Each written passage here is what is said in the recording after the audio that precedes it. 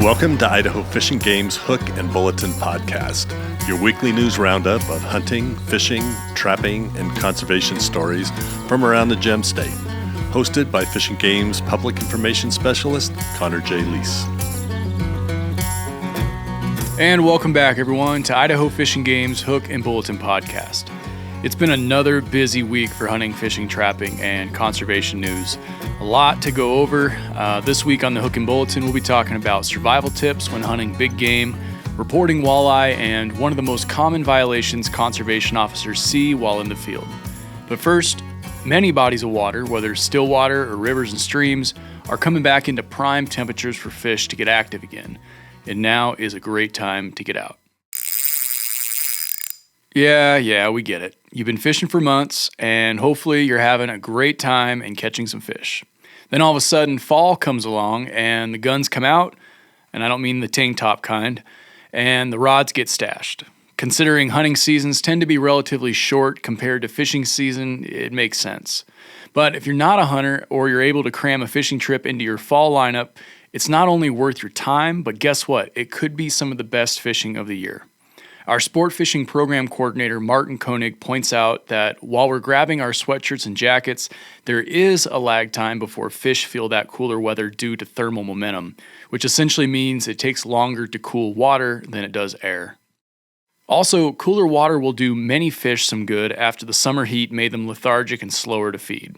Many bodies of water, whether still water or rivers and streams, are starting to come back into prime temperatures for fish to once again get active. Koenig also noted that fish behavior is heavily influenced by both water temperatures and the amount of daylight. As the water cools and days become shorter, a fish's winter senses start tingling, with food soon being in short supply, so they start feeding aggressively in preparation for the long winter. Now, Fish and Game stocks catchable trout year-round, but hatchery managers shift their stocking efforts away from lower elevation ponds and reservoirs during summer months when temperatures are too hot for trout. When that water cools, the trucks return, so a fall fishing trip might be as close as a neighborhood pond or local lake or reservoir. Many local ponds are back on the stocking rotation and offer a great fall opportunity close to home. But before you go grab your rod and run off to where you were smacking fish in the spring or summer, remember, fish are migratory, particularly those in larger lakes and reservoirs. Cooling weather will push many bass and panfish offshore, and you'll need to adjust your tactics to where they are, not where they used to be. Here's Martin. They're found in different places, and that's the biggest thing for anglers to remember. For bass and panfish, a quick rule of thumb is deeper and in more open water, not along those convenient shorelines, bays, coves, etc. This is where good electronics can pay big dividends. But cooling water also means trout will come up shallower. So bank anglers and trollers alike will see more success fishing closer to the surface than during the heat of summer. Different locations also include fish and rivers. Many trout streams are low and clear, which means trout may be spooky and lurking in deeper or more protected waters. Even though you got a rod in your hand, think like a hunter. Be on the lookout for prime water and be stealthy so you don't spook fish before that initial cast. If the fish aren't there or ain't biting, move on to the next spot. And guess what? Mule deer bucks ain't the only creatures getting frisky this time of year. Fall fishing is a great time to intercept aggressive fish as they approach spawning seasons. Species like brown trout, lake trout, and brook trout all spawn in the fall, which means some of the largest trout are likely to be the most aggressive and available than in other seasons. It's like hunting big bucks during the rut. Fall may be your best chance to see a trophy brown trout, brook trout, or some aggressive steelhead. Another fall spawner is whitefish, which school up and seem to love colder temperatures. They can be found feeding in deep runs and pools of larger trout streams and provide some fun fishing action for fly anglers and on light spinning rods. And don't forget the king of all fall fishing.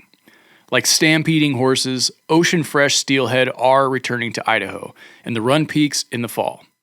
Steelhead runs have been below average in recent years, but forecasts and dam counts are showing higher numbers of steelhead coming to Idaho, especially in the Clearwater River.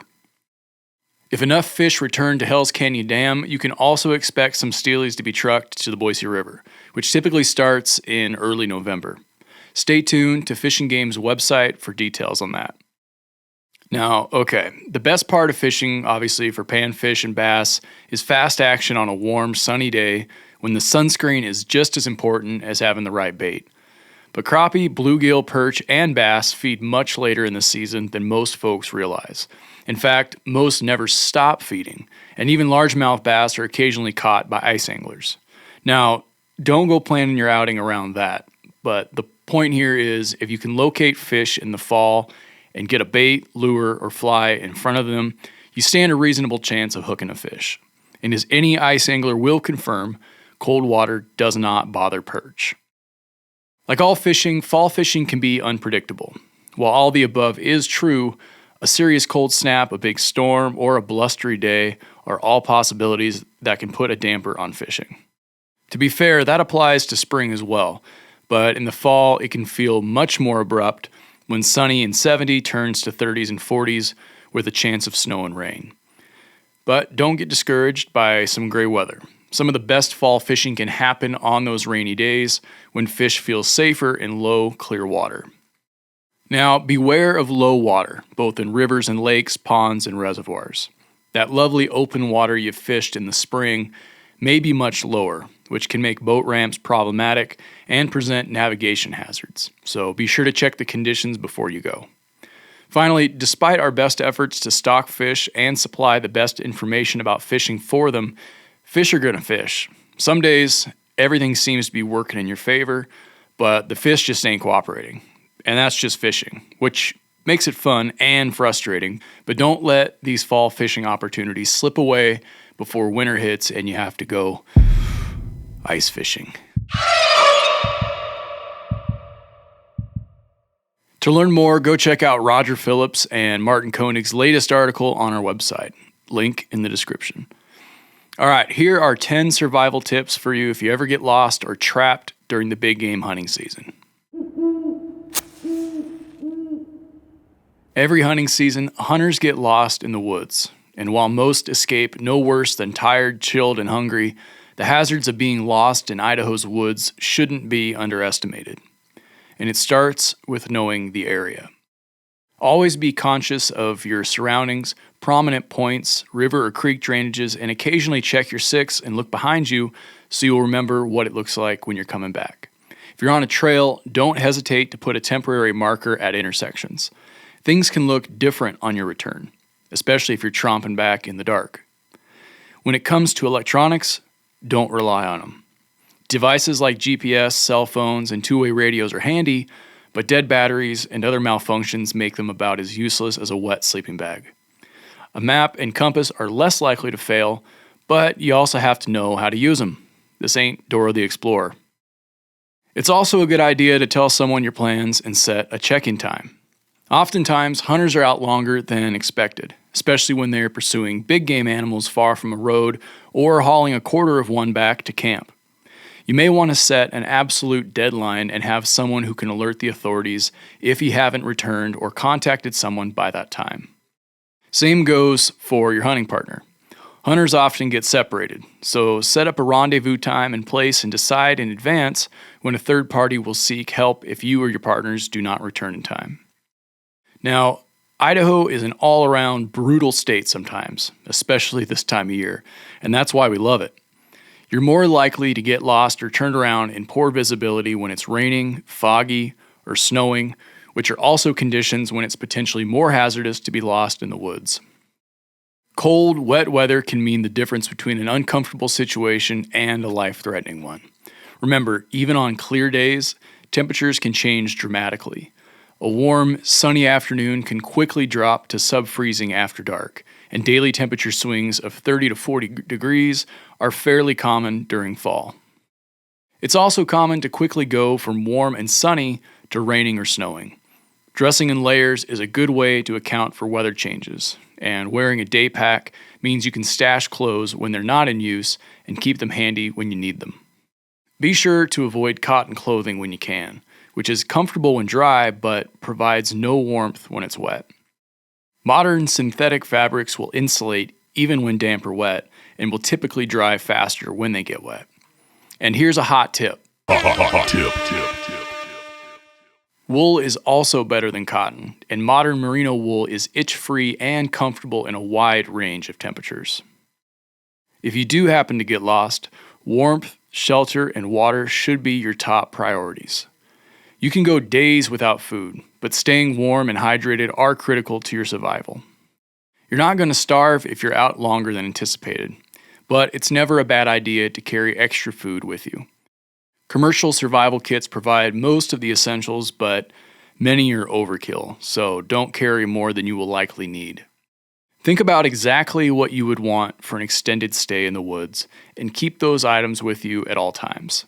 If you get lost, admit it to yourself, and prepare to spend the night out. Get a fire going for warmth and set up your shelter. Wandering around will make it harder for search and rescue personnel to find you, and it also fuels your anxiety, preventing you from thinking clearly and making good decisions. Bottom line, folks, Mother Nature tends to throw a wicked curveball this time of year, but a little preparedness can go a long way. So know the area, know your limits, and stay safe out there this season.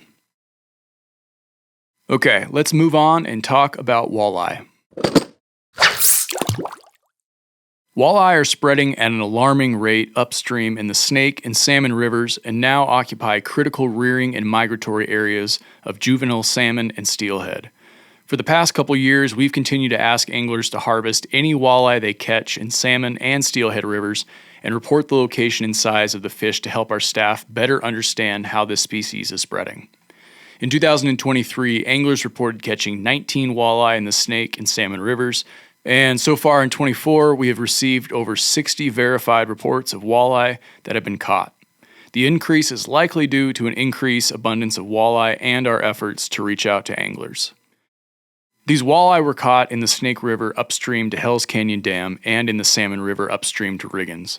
The size of walleye reported by anglers ranged from 13 to 30 inches in total length, but most were 16 to 18 inches.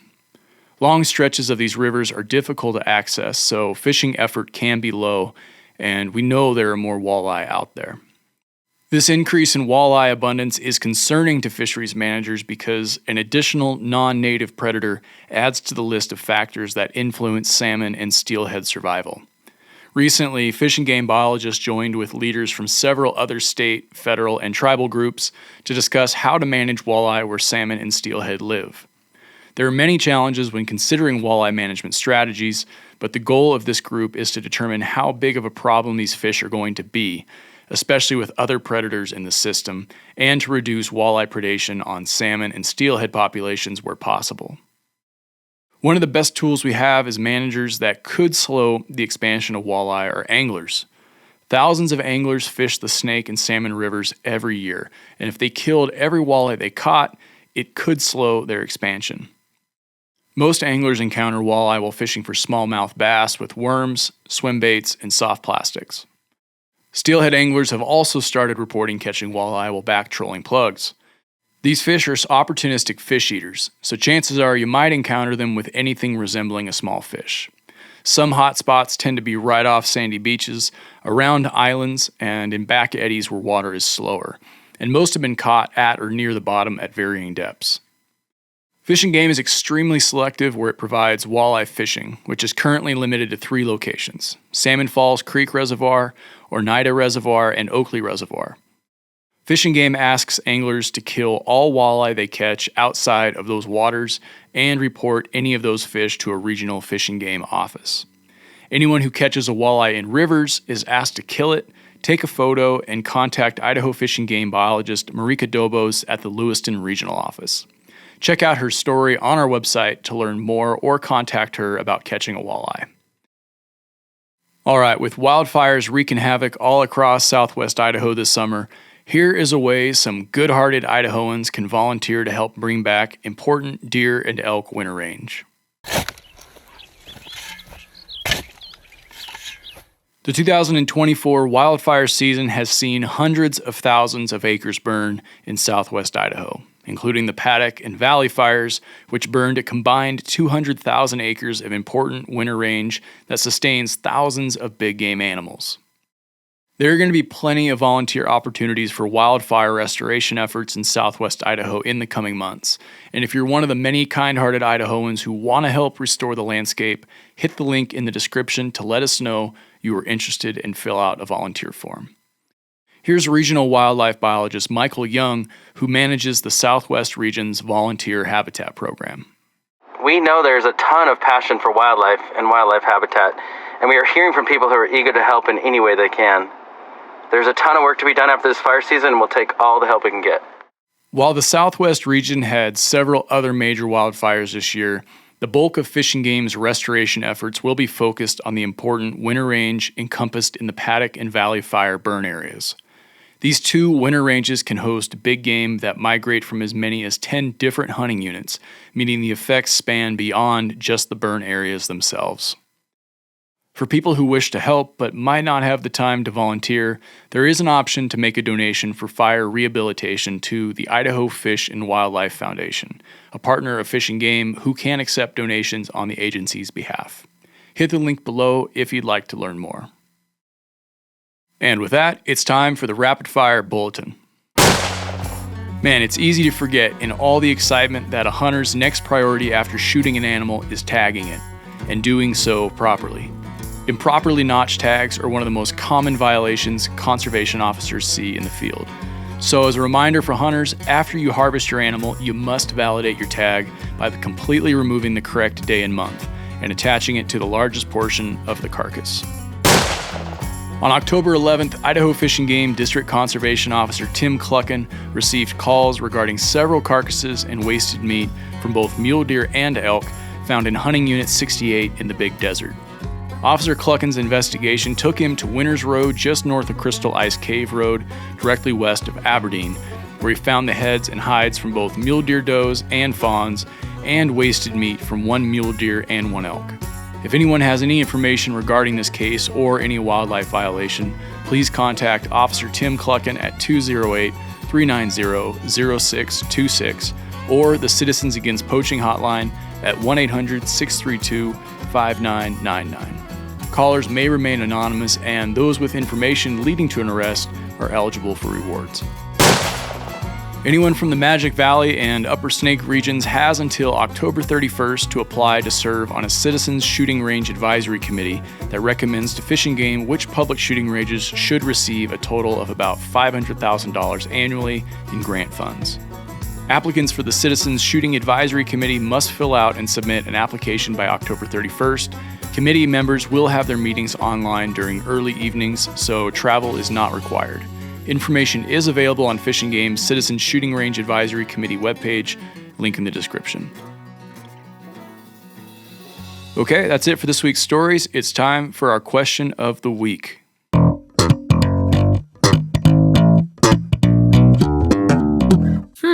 Is it okay to place my validated tag on the antler of a deer or elk? If the animal is intact, the tag can be placed on the antlers.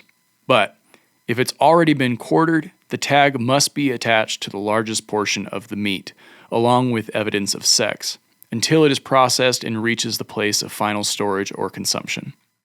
Now, take note, hunters. If you're in a CWD management zone, there are rules for whole carcasses, so the tag would need to be placed on the largest portion of the meat. Hope this helps. And that's all the news we have for this week. Thanks for putting an ear to Idaho Fish and Game's Hook and Bulletin. If there's something on your mind, or if you got a question related to Fish and Game matters, feel free to drop us a line at podcast@idfg.idaho.gov. Again, that's podcast@idfg.idaho.gov. Thanks for listening, folks. We'll catch you next week.